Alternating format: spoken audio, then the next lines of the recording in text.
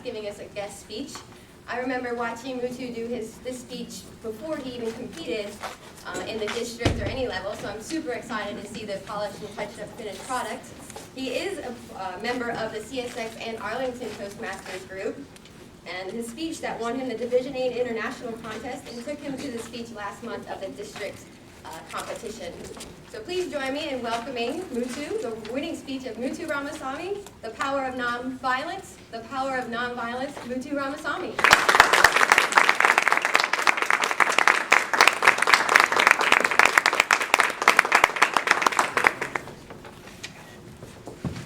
Imagine, you're late to work, you're driving, and while you do not want to speed, a cop pulls you over. You were above the speed limit by that much.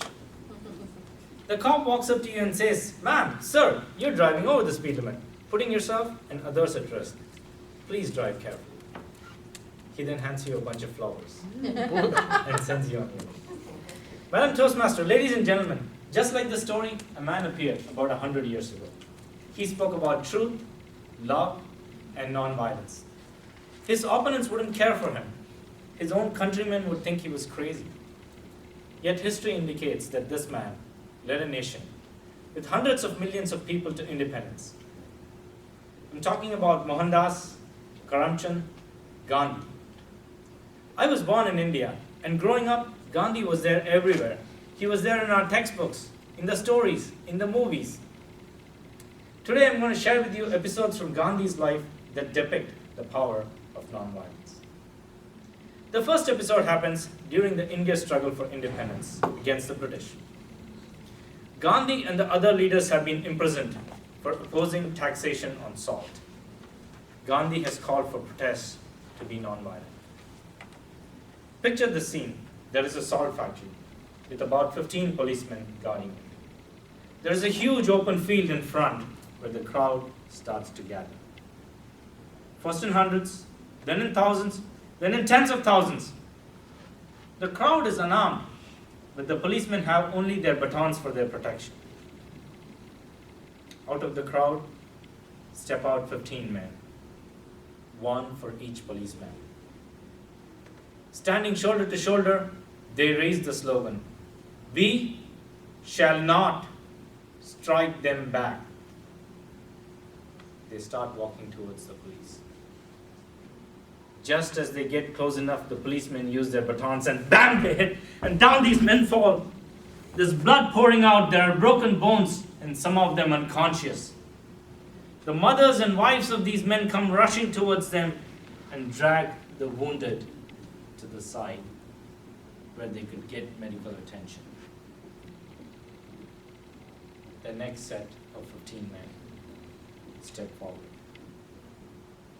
"We shall not strike them back." Imagine being in that crowd and watching someone you love walk towards the police.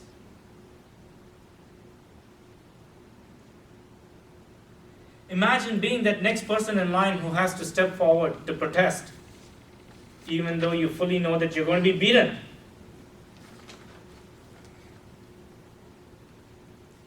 Fight or flight is the most common instinct. To do something beyond that requires courage. This was in response to Gandhi's call where he said, "Through our pain, we will show them their injustice." The British saw their injustice. India got its independence through nonviolence. When the British left India, they did not leave with hatred for the Indians, but with respect.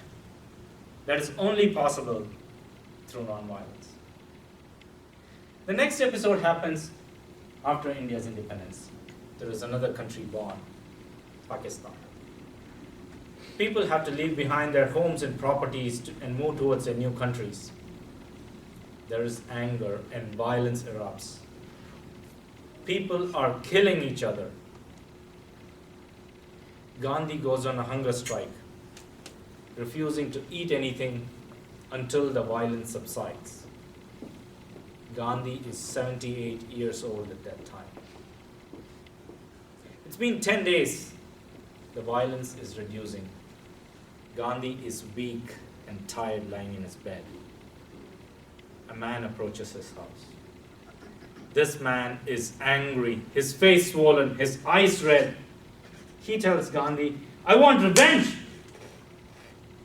My child has been killed. My 5-year-old son, murdered by the people from the other religion. What would you do if you were in Gandhi's shoes?" Gandhi summons his strength and tells this man, "Find a child, a 5-year-old child, and adopt him. But make sure this child belongs to the other religion and has been orphaned during the violence." Being a parent, I don't know what I would do in that man's position. But I can understand Gandhi's response. Revenge is not going to quench this man's anger. Healing is only possible while watching something grow. Ladies and gentlemen, Gandhi made a difference to millions of people through nonviolence. My friend Mark is a great example of someone who follows these principles of Gandhi and makes a difference, even if small, yet significant. Mark volunteers to help a child through the Big Brothers Big Sisters. This child lives in one of the most violent neighborhoods that is dangerous with the day-to-day happenings. But thanks to Mark, this child is understanding the importance of living a crime-free and violence-free life. Just like Mark, you and I can make a difference, even if small, yet significant. I urge you to complete this sentence. Tomorrow's world will be peaceful and non-violent because I will. Tomorrow's world will be peaceful and non-violent because I will. Tomorrow's world will be peaceful and non-violent because I will.